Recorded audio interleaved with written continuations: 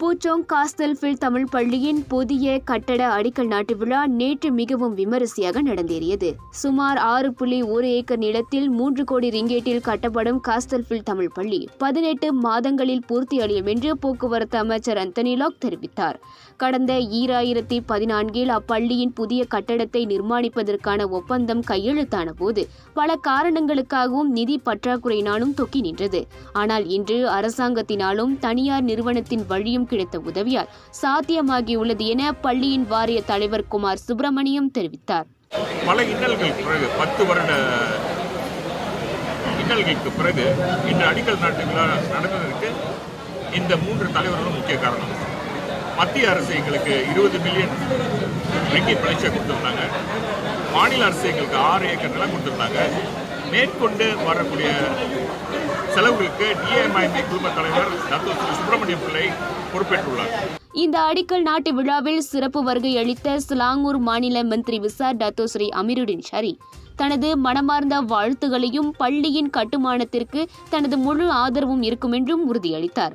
இந்த நிகழ்ச்சி சிலாங்கூர் மாநிலத்தில் உள்ள ஒரு மாவட்டத்தில் ஒரு பள்ளிக்கான விழாவாக இருந்தாலும் இது மாநிலத்திற்கும் நாட்டிற்கும் உள்ள ஒற்றுமையின் பலனை வெளிப்படுத்துகிறது என்றார்.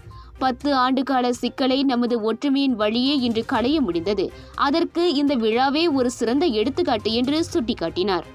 இதனிடையே தற்போது பள்ளி அமைந்திருக்கும் இடத்திலிருந்து சுமார் 1 கிலோமீட்டர் தொலைவில் அமைந்துள்ள நிலப்பரப்பில் 4 மாடி கட்டிடத்தில் 156 வகுப்பறைகளுடன் அப்பள்ளி பிரம்மாண்டமாக அமைந்து காட்சியளிக்க உள்ளது. 10 ஆண்டு கால போராட்டத்திற்கு பிறகு அனைவரின் ஒத்துழைப்பின் வெற்றிக்கு சான்றாக அப்பள்ளியின் புதிய கட்டிடத்தை எழுப்புவதற்கான அடிக்கல் நாட்டு விழா சிறப்பாக நடைபெற்றது என மகிழ்ச்சியுடன் தெரிவித்துக் கொண்டார் பள்ளியின் தலைமை ஆசிரியர் கற்பகம் கிருஷ்ணசாமி. இன்று நம் பள்ளியின் அடிக்கல் நாட்டு விழா மிக விமரிசையாக நம்முடைய புது நிலத்தில் நடைபெற்றது. இந்த பள்ளி கட்டுவதற்காக ஏறக்குறைய 10 ஆண்டுகள் பல போராட்டங்களையும் பல சோதனைகளையும் கடந்து இன்று ஒரு சாதனை படைத்துள்ளோம். இந்த சாதனைக்கு காரணம் நம் பள்ளியில் உள்ள அனைத்து மக்களும், பள்ளியின் வாரியம், பெற்றோர் ஆசிரியர் சங்கம், பள்ளியின் முன்னாள் மாணவர் சங்கம், பள்ளியின் ஆதரவாளர் குழு அனைவரும் இணைந்து இந்த வெற்றியை இன்று கொண்டாடி கொண்டிருக்கின்றோம். ஒவ்வொரு தமிழ் பள்ளியிலும் இம்மாதிரியான ஒற்றுமை இருந்தால் நிச்சயமாக பல சாதனைகளை நாம் அடைய முடியும் என்று கூறிக்கொள்கின்றேன்.